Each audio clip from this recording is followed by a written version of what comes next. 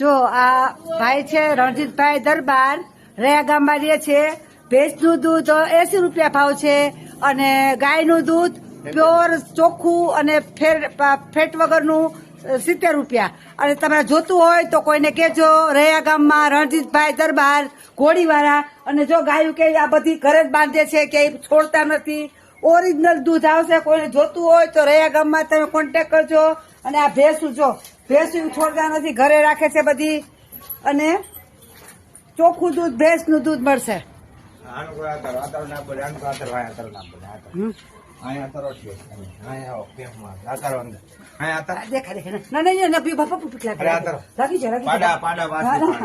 જો આ ભેંસું જો કેવી ભેંસું ગાયું બાંધી છે. જો બધી ઓરિજિનલ દૂધ મળશે. તમારે જોતું હોય તો રયા ગામમાં